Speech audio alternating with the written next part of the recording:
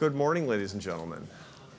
I'm Arthur Brooks, President of the American Enterprise Institute, and I'm so delighted to welcome you to this special event in our series on philanthropic freedom and innovation. My special guest is somebody who's familiar to most of you. If not, you're in for a treat. This is Melinda Gates from the Gates Foundation.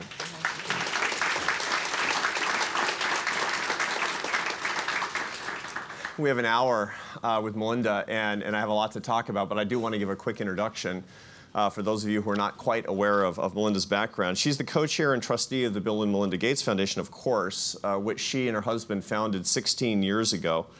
It has grown into the world's largest private foundation. Not just that, it's the largest private foundation in history.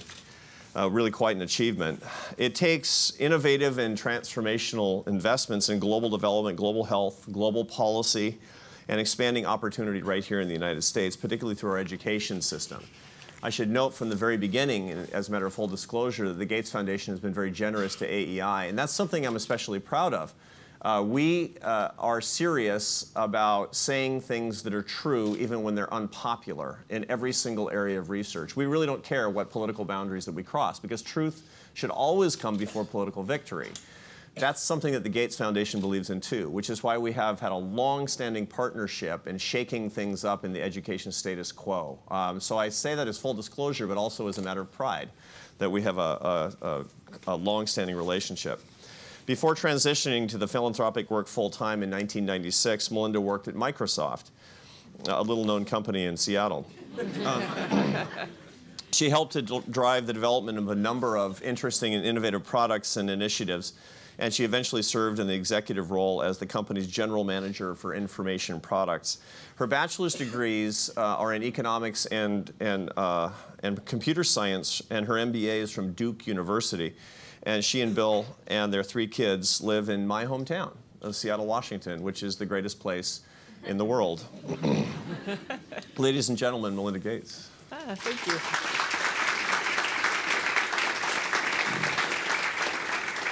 I want to start quickly before we go to your philanthropic activity in the foundation, just with a little bit about your background, which I think is really interesting. We had Sheryl Sandberg here a couple of days ago on the same series, and she had a lot to say about diversity in tech and the role of women in tech. You were a computer science major and a few years ago, and that wasn't the most normal thing for women to go into, but I'm just going to speculate that today you see a lot more women in computer science. Is that true? I wish that were the case. So when I was in school in the 1980s, we reached close to the peak. When I was in school, there were 34% of college graduates came out in computer science were women, 34%. And we thought we were on the rise, just like in law and in medicine, but it actually peaked at 38% of women graduating, of computer science graduates were women.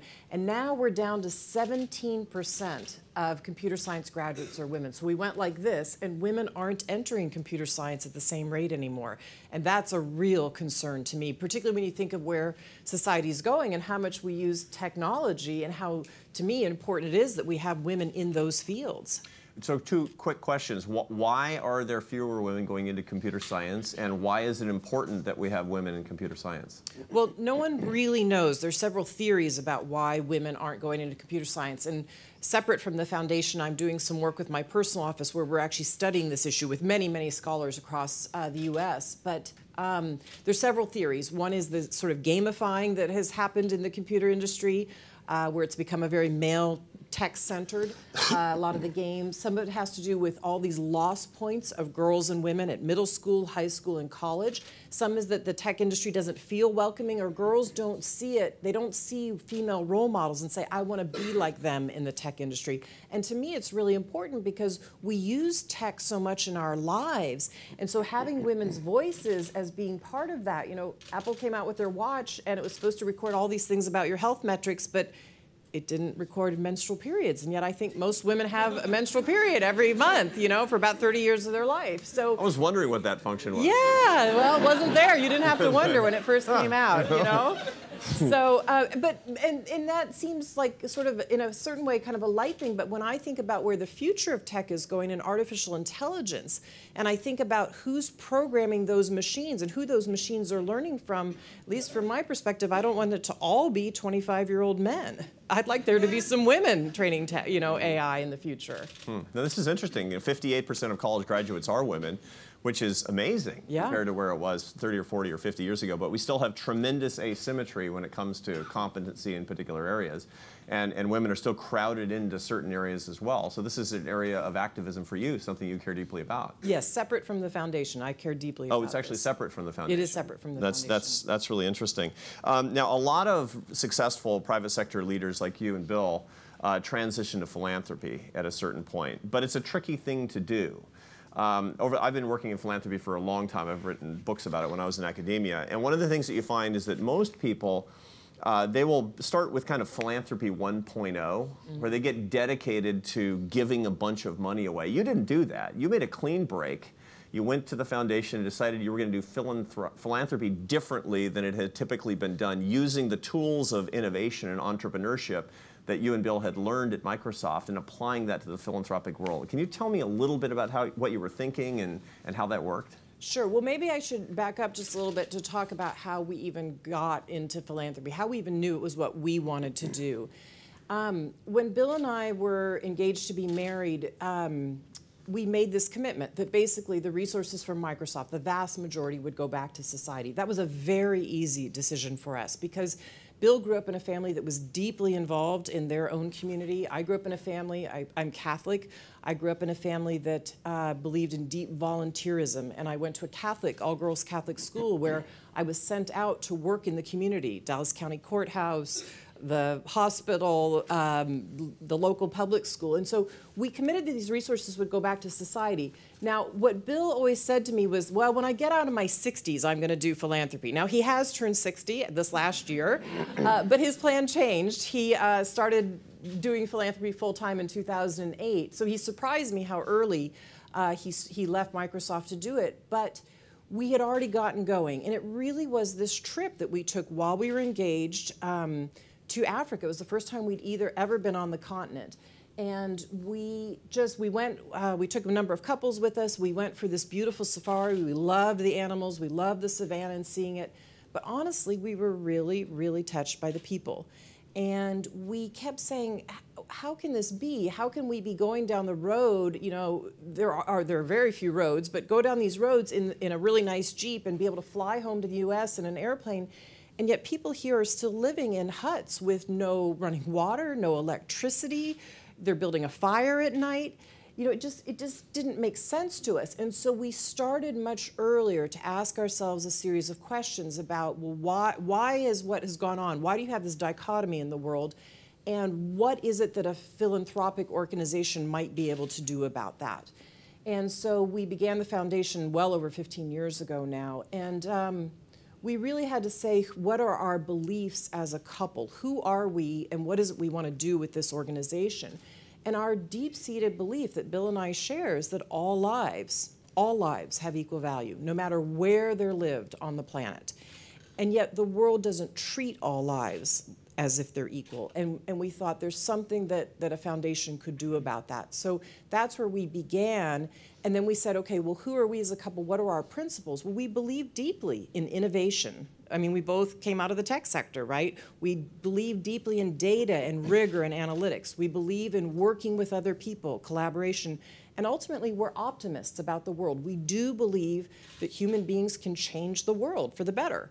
And so those are the principles we set out with, and then we got started. This is, I think this is something I want to underline here for our audience, that those of you who come to a lot of these events, you know that I ask a lot about the why of people and their work, and I'm going to ask that later, but Melinda just told us about the why of their foundation, and not just the what. We haven't even talked about the what yet. We're going to talk about global health, and we're going to talk about education in the hour, but she started off with the why, and it's actually the first line in your mission statement, the why is that all lives are equal.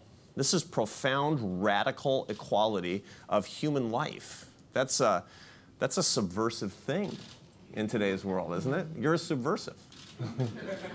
I never thought of it that way, but I don't know. To me, you live out your life by your values. I couldn't create an institution without knowing what my values are. And if we're going to live out our values through this work, everything we try to walk and talk and do is about our values in the world. And even today, when I do things, when I go out in the world, I also think about it, okay, if I always try to ask myself, am I living my values in the right way, both by the decisions I'm making, the money we're putting in, how I act, but the way I know whether I'm doing that also has to do with what I'm teaching my children, right? And so and we can get into this a little bit, but if I'm trying to teach my children one thing, am I also acting that out through my organization? And that helps me stay true to those values. And then Bill and I had to say, okay, well, how do we then do the world work? What is it, you know, how do we think about these problems that could be thought of potentially in a different way with our philanthropy, given what we, again, believe in about technology and innovation, et cetera? You know, I think it explains an awful lot about the focus of the work of your foundation that we're just about to get into. You know, you and I as Roman Catholics believe in the preference for the poor. Absolutely. And if you start with the premise that all lives are equal and you have a religious belief and a preference for the poor, then the work that you're going to do is going to have a natural bias toward pushing benefits and ideas out to the periphery of society. And that's what's characterized your work, is looking for people who need opportunity the most and helping them first. Looking for people who need global health services most and helping them first. Is that a good characterization? That's a great characterization. And it's not that we believe in, I believe in social justice. I believe in the world being equal for people. But we also don't believe in a handout all the time. It's how do you help somebody where they are so they can lift themselves up? People don't want to be recipients of philanthropy forever. They want to know, they have this amazing, when I go out in Africa or northern India or Bangladesh where I travel, people have this amazing ingenuity. I mean, you can't believe the circumstances people are living in. You know, their hut might be the size of this stage if they're lucky, and yet what they are doing to put their kids through school, you can't believe the length they go. And so I will often ask people, what is it, I go in as I travel in the developing world a lot, at minimum 3 times a year. I like to sit down with people in their homes or in their village or in a slum often, and I'll try to go in as a Western woman, just in a pair of khakis and a t-shirt. They just know I'm from the US. They don't know anything more than that. And I'll say, you know, eventually you get around the conversation, what is it that you hope and dream for your family? I have never had a parent answer anything other than educating my child. Because if I can educate my child, he or she won't be in these circumstances. And so the unbelievable ingenuity they go through, even when they have no running water, no electricity, to get that kid up and into school. And so what we think about in philanthropy is how do you give them that lift at the beginning of life, at the first or second step, so that they can keep aspiring to their full potential and their dreams. And it's not unlike, in many ways, even in the United States. I look at how hard my parents and my family, and I was part of it, struggled to put me and my 3 siblings into college. My parents said, you will be college going, and it was not easy on my dad's engineering salary. So they had a side business, a real estate business of rental properties, and we worked hard on the weekends. You know, I cleaned a lot of ovens and mowed a lot of lawns and painted a lot of walls. But because they had this aspiration that my siblings and I would go to college. You and Bill are notably enthusiastic about the free enterprise system, entirely apart from politics, because you're not particularly political, and certainly the foundation is not particularly political, but you believe in the free enterprise system. Is that because you understand that the free enterprise system is the system that works while we sleep to pull people out of poverty, and that's what we need to push more to the people at the periphery of society? Absolutely. And so that's what a lot of your programs are trying to do, right? It's lifting people up such that they can earn their own success. Exactly. I mean, because Bill talks a lot about, could he have started Microsoft in a place like Sudan? No, not a chance. I mean, you know, so we benefit. We are lucky. If you were born in the United States, I want to tell you right now, you are a lucky person. If you're born in the UK, if you're born in Japan, yes, not everything's right about these countries, but you're lucky. You have the chance to live your full potential. So how do you get that free enterprise system up and running for people is part of what we do. Right. When you started the foundation 16 years ago, obviously it was really different than today. I bet you were thinking about different things. I bet you didn't know what the world was going to look like, or even what the foundation landscape was going to look like. What was the biggest challenge you faced when you were starting the foundation? I think once we got our values set, it was, and it probably still is, we had so much to learn. I mean, Bill and I still feel like, you know, but we like to learn. And I say this about the foundation is that I hope till the day we die, it is, and beyond, that it's a learning organization. But what we did was we literally had these charts that we put up at the foundation about the most death around the world for adults and child and the most disability. And we said, okay, of those deaths, why do they occur, particularly in children, but adults too? And what can a philanthropic organization do about it? Well, you look very quickly at the charts and you realize you have to learn a lot about diarrheal diseases for children, a lot about pneumonia diseases for children, a lot about HIV/AIDS, a lot about malaria for children and adults. And we didn't know much about malaria when we started. We didn't know a lot about HIV/AIDS. But we had this belief that science, because of our belief in technology, that this belief in science could push those fields forward. And we started to ask ourselves a series of questions, like, why is it that children, it took 20 to 25 years from when a vaccine would come out in the United States till it got to Africa? 25 years. And yet there had been a system that used to work, but it had crumbled. And why, even when the vaccine got there, did it not have all the strains they needed? What was it about capitalism that broke down, that meant, okay, the least marginalized in society didn't get this basic health thing that sets our kids off in life here, so they don't have measles, they don't die of measles, they don't die of these other diseases, and yet we weren't delivering that all over the world. And we started to say to ourselves, what could a philanthropic organization actually do about that? And you made some decisions, to be sure. You got in almost immediately into global health, global development, education, and opportunity here in the United States. I mean, there are a million things you could have done. And we talked a little bit about the ideology behind that and the thinking behind that. And I guess I can understand why you decided not to build the Gates Concert Hall in downtown Seattle, or build a new building at the University of Washington. I get that. But how did you decide on those particular areas, given how much need there is? Was it basically what were the greatest, most present dangers for the people at the margins of society? And is that, walk me through your thinking on the 4 areas. So people at the margins of society outside of the United States, let's talk about that. So, let me go back for a minute. Inside the United States, we feel like people essentially get to grow up here with good health, basically good health, and that really the place in the United States that we aren't treating everyone as equal as with our U.S. education system. The fact that only 1/3 of kids are really, truly prepared to go on to college, that is a huge loss point. So we decided in the United States we would focus on the U.S. education system.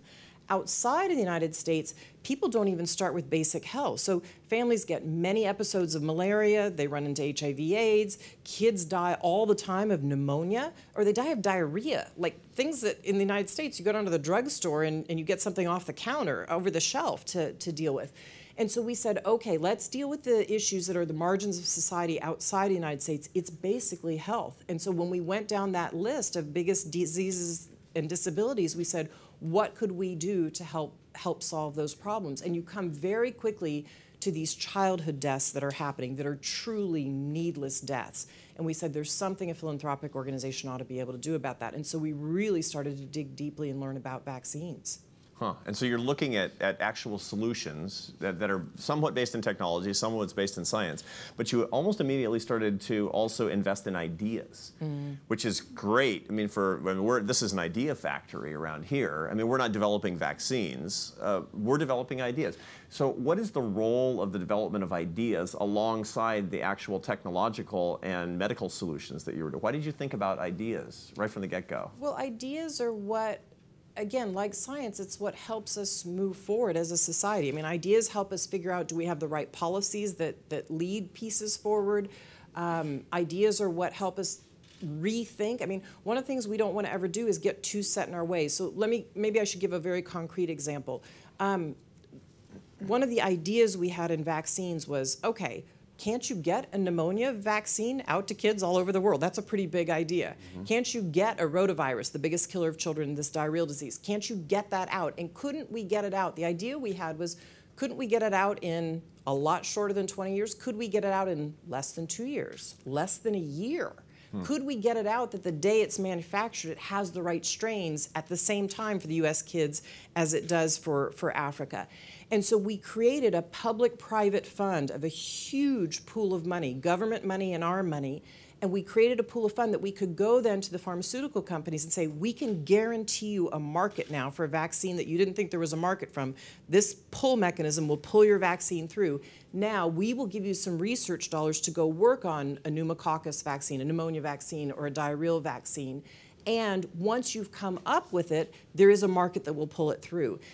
Once that started to happen, we also went to set up competition with those pharmaceutical companies to bring the price down. We're constantly looking at, we want to take this pool, huge pool of money, and have the lowest cost price for every vaccine. So another perfect example today, most of you probably know the HPV vaccine that young girls in the United States ideally get. You get 3 doses of it.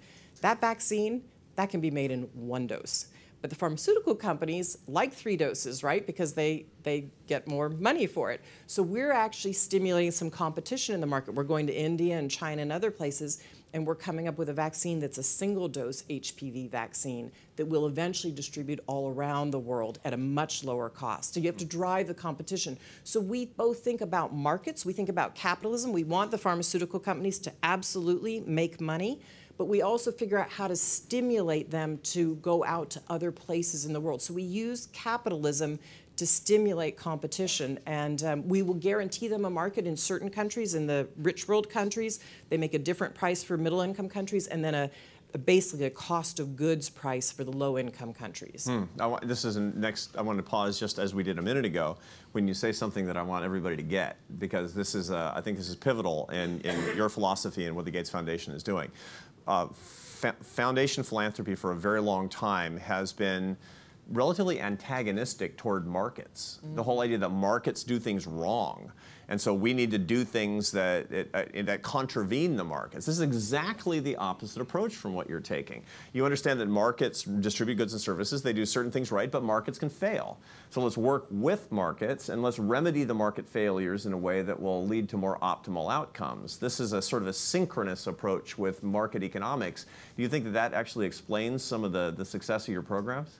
I hope so. I mean, and I think this is the thinking that Bill and I have. I mean, when you come out of the United States, and you can't have a company like Microsoft without believing in markets, right? So we're looking at where are the failures in the markets and how can you stimulate the market and then get it to uptake the particular thing that we're working on. And we're looking at, okay, something that might have happened in the world, I'll give you another example, something I care about deeply is contraceptives. Something women in the United States, 93% of women use, Catholic married women at the 93% level say they use them. And yet we have 220 million women around the world who are asking us for contraceptives and we're not delivering them to them. And when you think about in the United States, when's the last time we've had a new contraceptive for women, a new type of contraceptive? It's been a very long time because people don't put R&D dollars into that. And so when I started to look out, I said 220 million women are asking us for contraceptives. And if you started to look out at the history of the world, when would we actually get there? We might get there by 2045. But to me, to have 220 million women asking us for something we're not delivering, so I set out trying to learn the history of this, learn the political history of why it had been controversial. And when I started to realize that we actually believe as a nation, not in the full spectrum, we have a lot of debate for good reason around abortion, but on contraceptives, we agree. But because of the political controversy, we backed away from it as a world. And yet women are dying in childbirth because they have child after child after child. And their children are dying because they're coming too quickly. And so if they're asking us for them, so we put together a public-private partnership in 2012 with the goal of giving 120 million women voluntary access to family planning, to contraceptives by 2020. And so we did that, and what's happening is we're now able to go out and make sure that supply chains work around the world, get more contraceptives out, the type that women use here in the United States, but also new contraceptives. Women are asking us, the predominant thing that women use in Africa is a shot. It's called Depo-Provera. They get it once a quarter, but they have to walk. And they'll often tell you, I walked 20 kilometers in the sun with a child on my back to go get that because it's a life-saving tool that I want. But we're now, because we're stimulating with R&D dollars, going to deliver one that they only have to get every 6 months. And guess what? It's small enough that the healthcare worker who comes out to their village can give it to them. And eventually, they'll be able to self-inject it themselves, just like people do here with a very small pinprick, like with diabetes. That will change contraceptives for women. And if women can have this healthy timing and spacing of their births, their children survive, and they know it. And women will tell you, if my children are spaced, I can feed them, and guess what? I can put them in school, and I can go out and get a job. And so getting that, instead of waiting until 2045 to deliver contraceptives to 220 million women, what I'm trying to do is get the market to work and to make that happen by a much shorter time frame.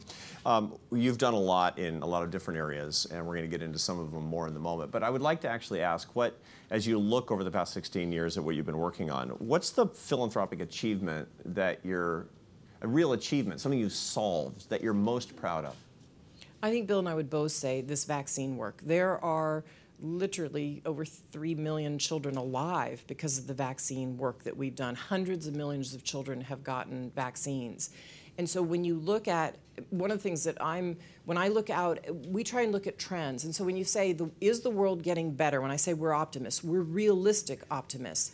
Since 1990, the death rate of children that is under 5 has come down in half. We've halved, as a world, childhood deaths since 1990. Well, why is that? It has to do with vaccines, and it has to do with delivering malarial bed nets. Those are the two biggest things that have brought down childhood death. And Bill and I look out and we say by 2030, that number can get halved yet again, because we know what works, and we're learning how to deliver it around the world to save these children's death. And guess what? Parents will have fewer children if they know their children will survive. It's one of those paradoxes. So, and parents will tell you, I mean, they basically say, look, I have 6 kids because I know 2 or 3 are gonna die, so I want to have at least 3 or 4 that survive.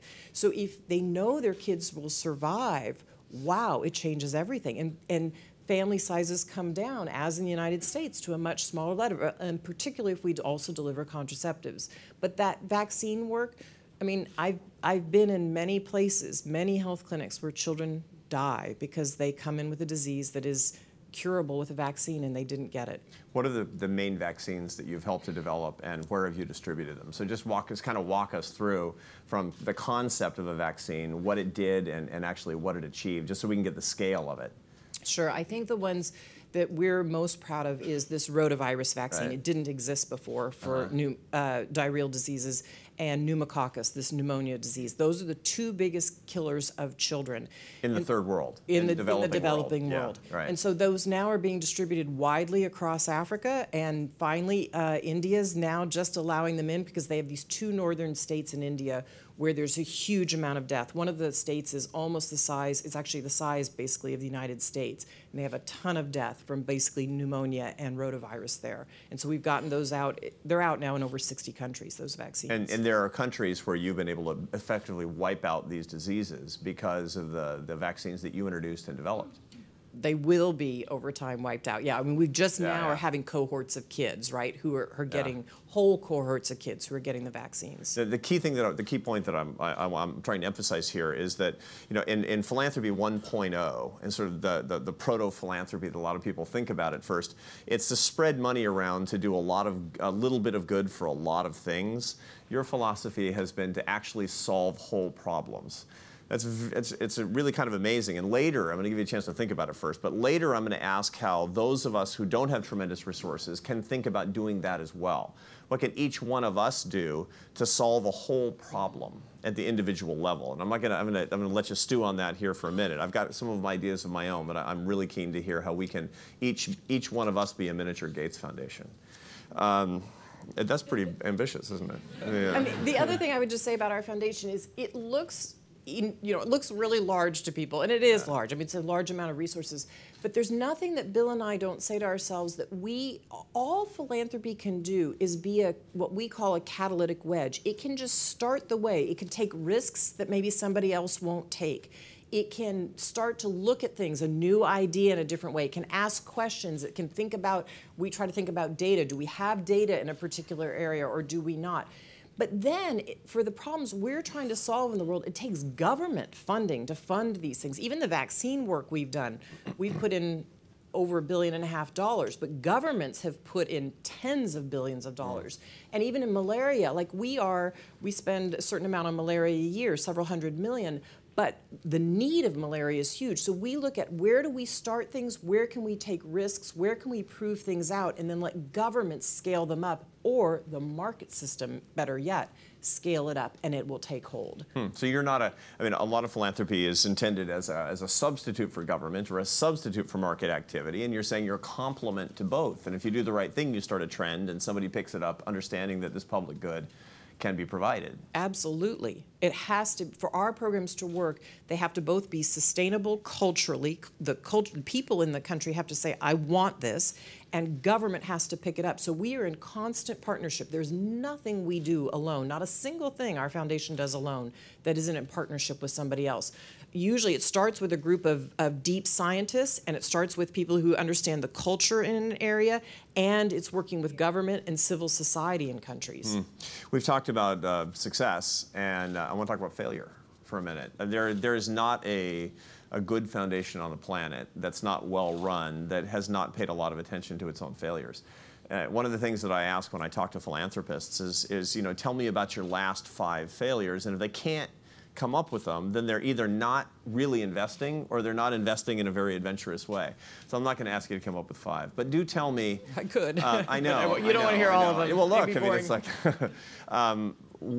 tell me about the biggest failure that you think that you've experienced since you've been running the foundation, and what did you learn from it? Yeah, we have a lot of failures, and we try to learn from them, because we also have to remember that we're also taking risks where other people won't take risks. Like, you know, around a particular strategy, we have a whole set of vaccines, like a venture capitalist, this whole vaccine portfolio, and some of those hit. One might eventually hit, but many are failures, but it's what we're learning from the dead ends and the failures. But I would say a general mistake that we made early on in the foundation was almost too much of what I would call, we absolutely will always have what we call an upstream focus, a very scientific focus. So the holy grail, for instance, in HIV or in malaria is absolutely a vaccine. If we could get an HIV vaccine or a malaria vaccine, what it creates down the line, so you're not constantly giving people drugs or medicine or they never get sick. So that's where we always want to go, and we always will have money in those upstream projects. But while we started to work on a malaria vaccine, and several, but one in particular looked very promising, at first we weren't doing anything about the death and disability today on malaria. And I remember this conversation very well with Bill at home, the two of us wrestling with it at home, which is, okay, are we going to be all upstream science? Or are we going to deal with today some of the misery that's going on? And so it's not just these 2 death charts we have up, but it's this disability chart, which is people were dealing with episodes of malaria in their family 3-4 times a year. And at the time, you were out of work. I mean, you were laying on a cot for 2 weeks with a horrible fever. And so we got very involved in the Global Fund and many other mechanisms to try and deliver malaria bed meds, and to do it well, to make sure they were high quality, people understood how to use them, they were sleeping under them, we were measuring that. And so I think the original scientific focus was too strong just on the science, and we've now learned that we need to do what we call some downstream things as well, cultural things, to both help with the death and disability and to make sure things are accepted in a culturally appropriate way so that they'll be sustained long term. And that was a learning for us. And it's a place we continue to have deep learning, because culture work is really hard. It sure is. You know, it's a pretty unusual couple, you and Bill. I can imagine, you know, at home, you know, honey, how much should we be talking about upstream science? That's not the conversation my wife and I are ordinarily having. I'm glad you are. I'm glad you are. Now, working with the Gates Foundation, which a lot of people are these days, one of the things that you're famous for is thinking about outcomes and measurable effectiveness. And, you know, with a lot of nonprofits, foundations are sort of frustrated because they'll say, you know, show us the evidence of your effectiveness. And they'll say, no, it's like, but we're all about the programs. Don't make us measure things and use resources to just measure things. We want to get out there and help people. But of course, who knows whether they're helping people enough? Talk to me a little bit about outcomes measurement and what you're insisting on, and what you ask the people who come to you for support to actually do. Okay. So one of the things that Bill and I started to realize was, you know, again, we were working in the tech industry, you couldn't make decisions without good data. Yes, you were dreaming and you had ideas of where you wanted to go with products, and so we knew how to do that, and we would work with designers. But, you know, when I was running this piece of Microsoft that had 1,800 employees, I was getting data. I was getting customer feedback. I knew what I was selling. And so it was weird to us when we went in these spaces, we would go in and say, okay, if we're going to be involved in delivering malarial bed nets, first of all, do we know if they're high quality? Do we know how many are getting out there? Do we know if people are actually sleeping under them versus fishing with them? You have to have data. Like without data, I wouldn't know whether if I put $10,000 down on a project, whether to put another 10,000, much less go ask a government to put 100,000 down, right? If I'm going to go ask somebody else for their money, I don't want to ask you for money if I don't know that it's working, right? So again, a perfect example is this contraceptive piece that I got involved with. So women are asking us for contraceptives. We agreed with a number of governments we would try and get this back on the global health agenda. We would raise money for it. A whole series of governments came together with us to raise a fund for the first time on an issue on behalf of women. We raised $2.3 billion for contraceptives. And we were trying to estimate how many women realistically by 2020 we could get onto contraceptives voluntarily. And the data was so bad about actually knowing around the world how many women were actually on contraceptives, I couldn't believe it. I sat in a room day after day after day with people who were trying to draw these line charts of what's a realistic goal. And so finally we agreed on a goal, but we committed that we had to go build a data system around the world or I wouldn't know whether women were actually using contraceptives in Senegal or not just in the capital, but in all the outlying regions or in Tanzania or Kenya or Indonesia. And not only that, I needed to know were women actually being coerced into this or was it truly voluntary? So again, we put a set aside of money, a pot of money to go out and do data and measurement. And we came up with 2 organizations that help us do this around the world. And they now go out with young women who are enumerators, go into women's homes and huts, and they have a whole series of questions, about 8 questions they can ask on their cell phone. And there are ways to ask about whether you learned about your body, was it voluntary, was it coerced? There's all these questions we can get at that piece. And also when you went to the clinic, was what you wanted in stock? Did you go in asking for something else and you got a different tool? So we can learn about the supply chain. Now I can get a report on my desk in Excel basically every month. Sorry, it comes out every 6 months that says, okay, literally I can go across the world on a whole series of metrics and see country by country how we're doing and in various regions how we're doing and was it truly voluntary. And that's the only way I know how to course correct. I can tell you which countries are doing well in terms of their supply chain, which ones need fixing, where we're about to meet our goal, where we're not. But without that data, you just actually don't know whether you're going to achieve anything or not. And so we demand that now in pretty much all of our projects. And if it doesn't exist, we find a partner and we help fund them to create the data system. That's certainly been a transformational thing for us at AEI over the past couple of decades, is that we're measuring all the time what impact is supposed to look like, but it's very hard to do within social ventures sometimes. When you talked a minute ago about the importance of changing culture and how tough that is. But measuring cultural change is even harder. Are there ways to do that as well? It's one thing to say how many women use contraceptives, how many people are using bed nets.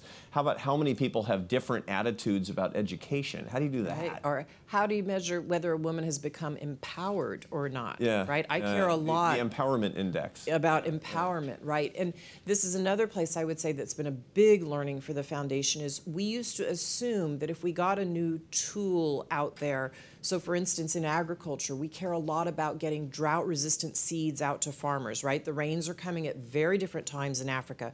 Sometimes instead of 2 rainy seasons, you're only getting 1. The farmers talk about it. You can't be on a farm today in Africa without the farmers telling you, without being asked. You don't ask them how much the rains are changing and how much they're dealing with drought. So one thing we're doing besides lifting up health is trying to lift up this productivity piece, let people, be able to lift themselves up. So we've gotten involved in agriculture work. Well, we got these new seeds out that were drought-resistant corn. We assumed everyone would get them equally, the farmers, right?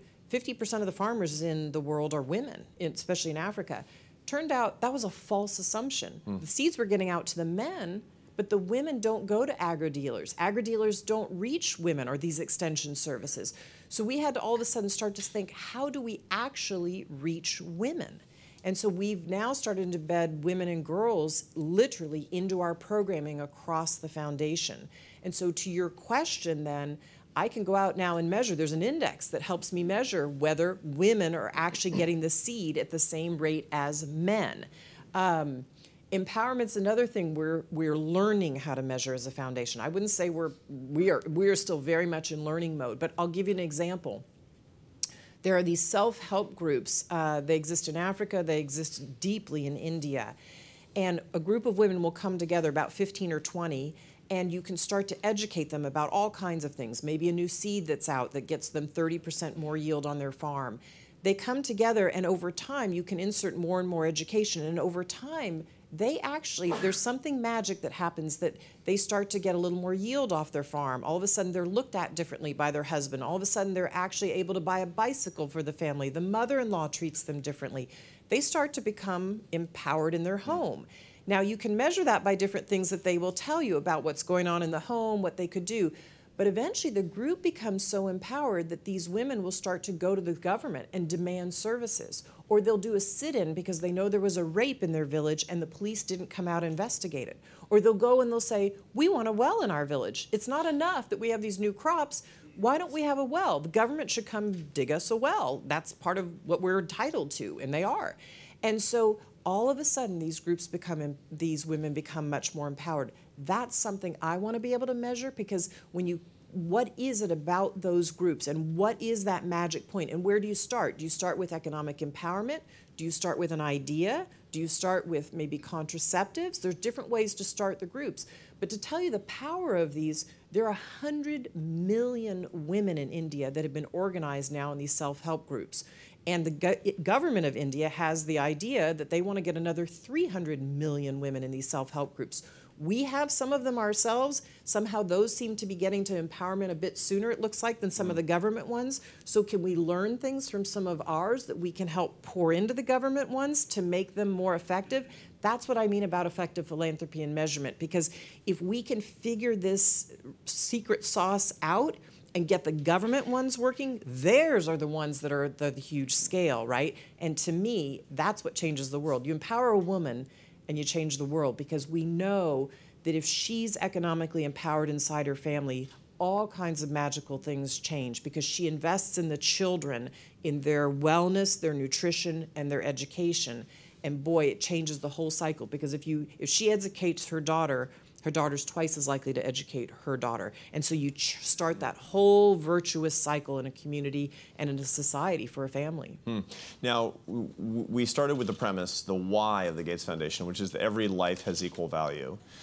We proceeded to the what you need to look at if you believe in that why, which is that there are a lot of people in the developing world, at the periphery of society in the developing world, that are not thriving.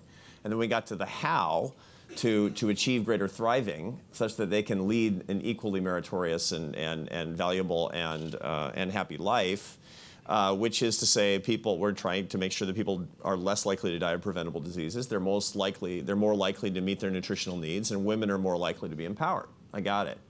Let's move to the United States for a second.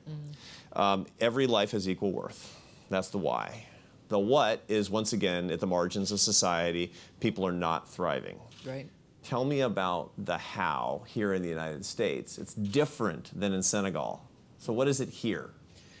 Well, here we really work on the U.S. education system, because I think if you see the talent that's lost with a young person, Bill and I are in and out of schools all the time, public schools. And the last ones we were in Kentucky a few months ago. And the value of a great teacher at the front of the classroom, makes a difference. I don't care what zip code you're from.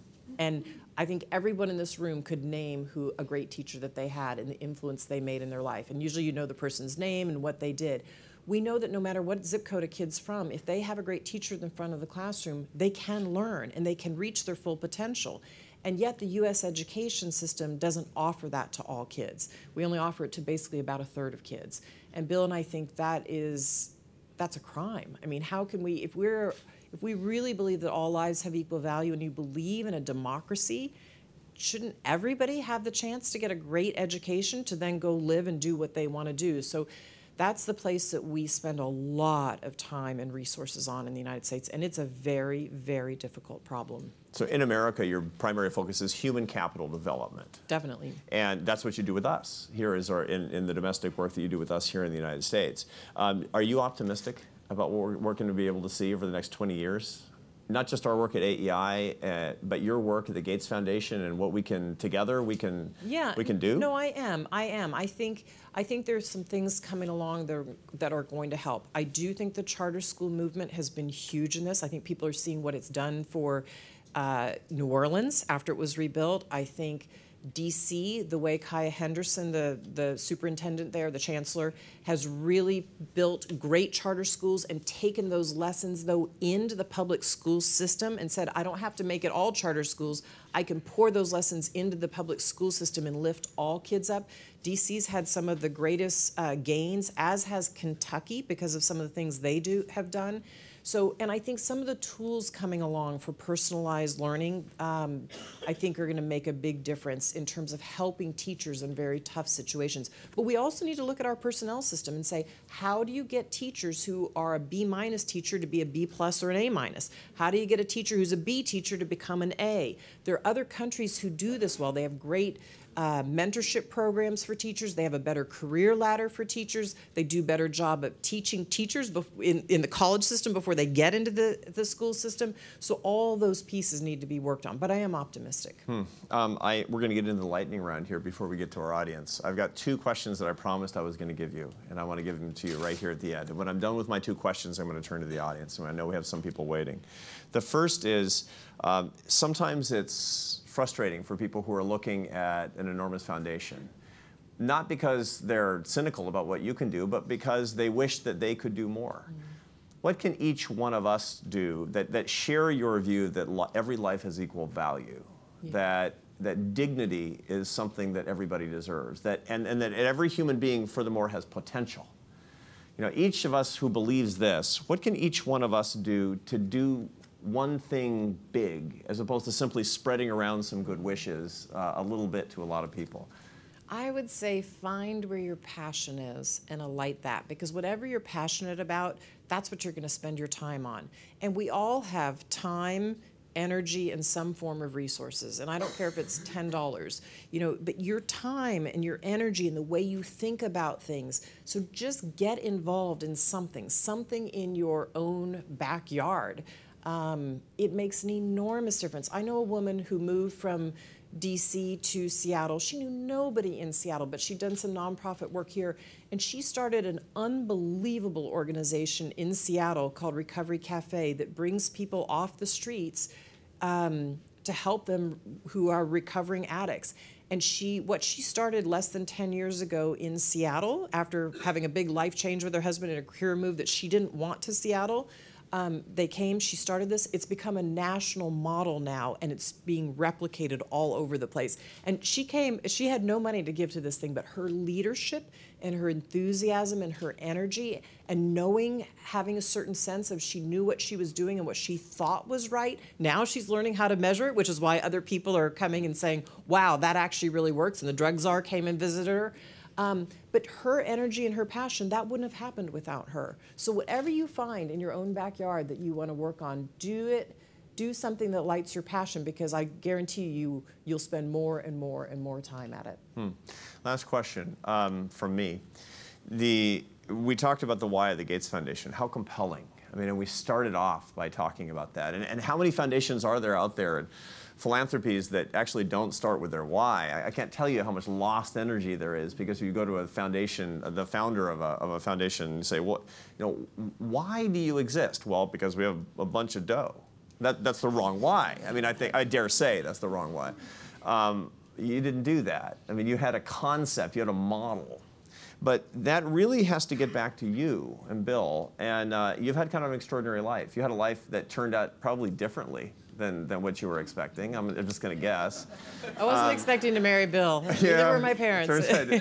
It's like that wasn't why you took the job at Microsoft. I'm going to say that. And you know, when you think about it, it was your vision that led to the why of the Gates Foundation. But what's my last question? What's the why of Melinda Gates? Well, you know, it's interesting. I think I'm going to get to your why, but let me say this. So I think one of the biggest gifts my parents gave to me was not only an education. They believed in my siblings and I going to college, but they sent me to this all-girls Catholic school. And the nuns there really taught us about social justice. And they taught us that it was okay to question the world and question even our religion. And I'm still a practicing Catholic. And so even, and they taught us the value of quiet time and learning to know yourself. And so even by the time I left, and I didn't want to go to this high school. I wasn't the best high school in town. I railed against my parents for not sending me to the best academic school in town. But I eventually got into the college I wanted, even out of this school. But my parents said, we believe in that upbringing. And so it forced me at a young age to think about, Bill's always teased me because I live my life sort of backwards. I think, what would I want on the last day of my life? And have I lived my life every day up to that, thinking about what I want on the last day? And so this was something I put in my graduation speech. So I ended up being the person that spoke at graduation very reluctantly in front of my class. But it goes like this. It's a quote that I've always loved. To laugh often and to love much. To win the respect of intelligent people and the affection of children. To know that even one life has breathed easier since you have lived. This is to have succeeded. And so that was always my definition of success.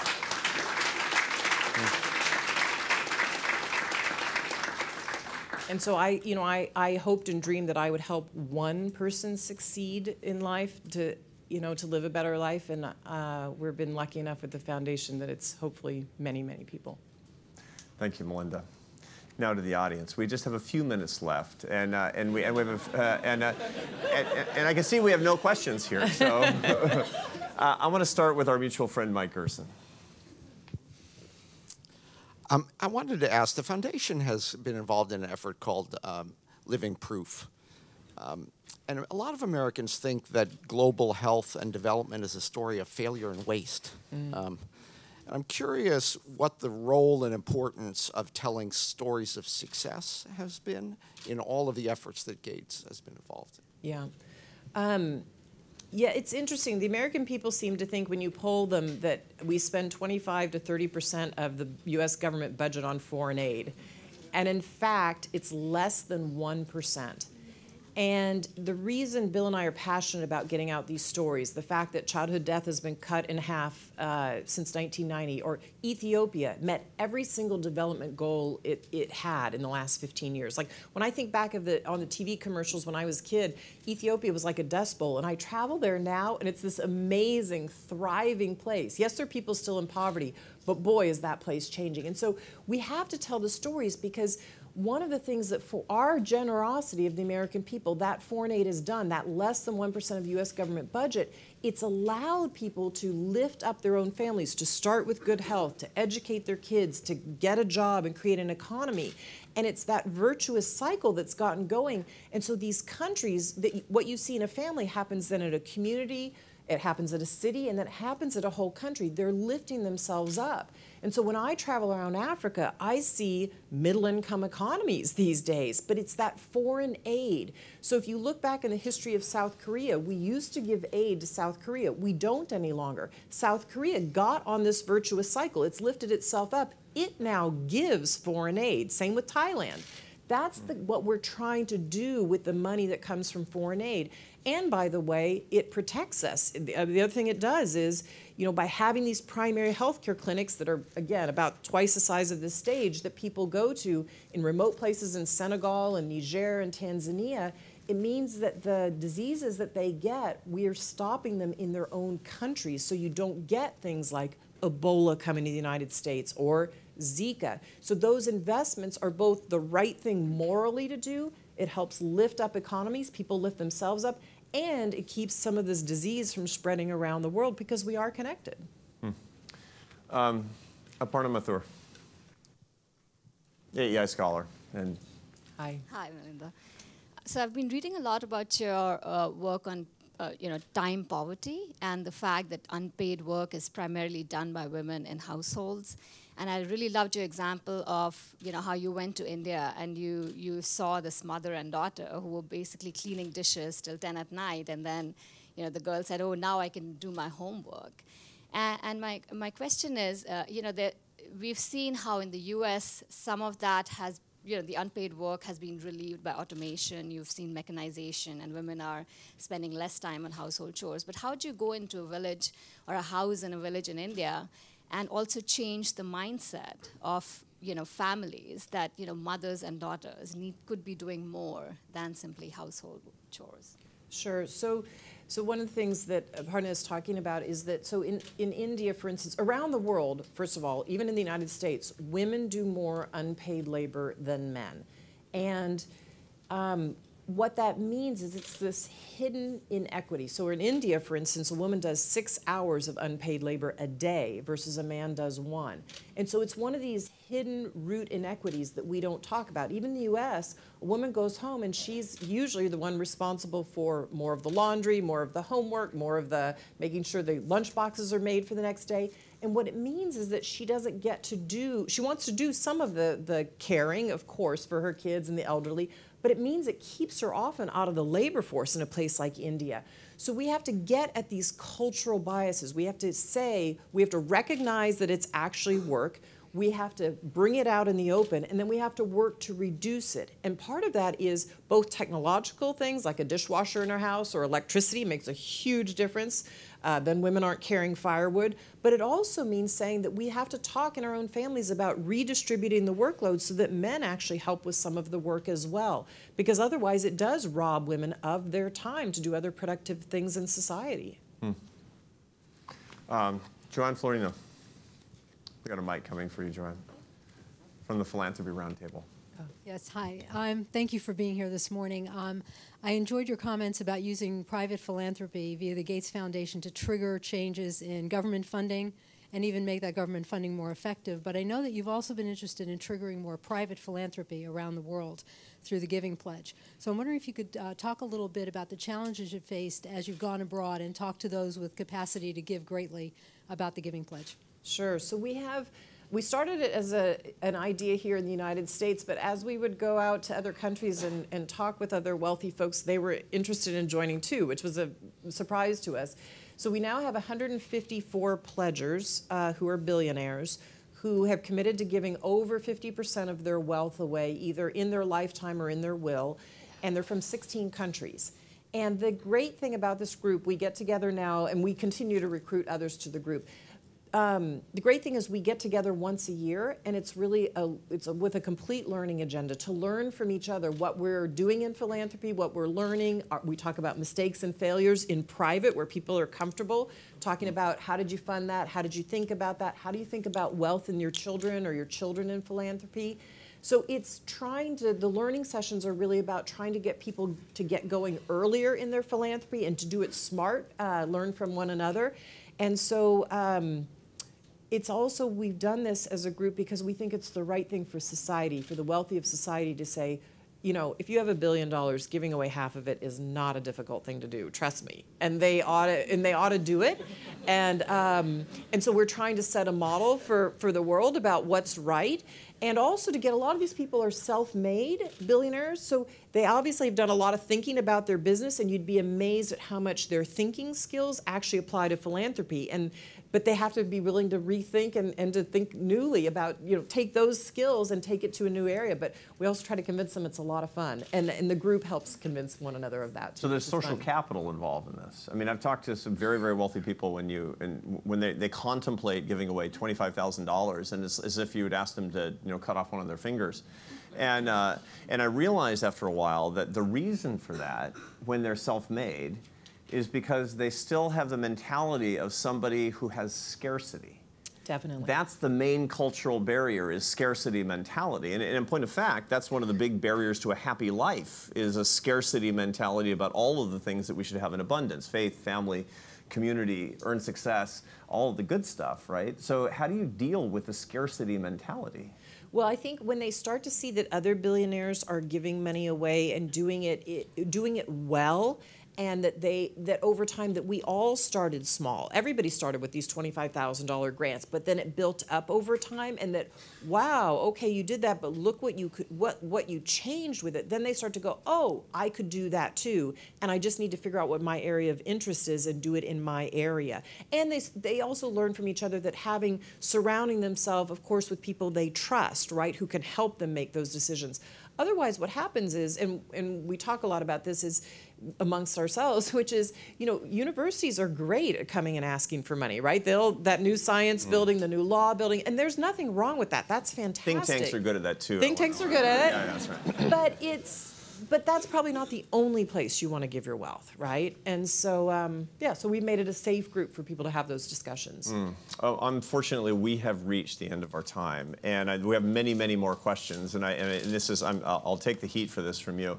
I do want to emphasize one thing. We have a capacity crowd here at AEI.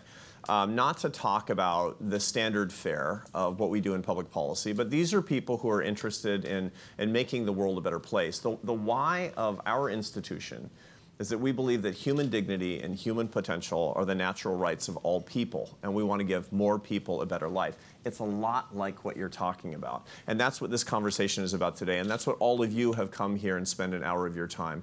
For that, I'm really grateful to all of you for participating in this, and I'd like to invite all of you to join me in thanking Melinda Gates.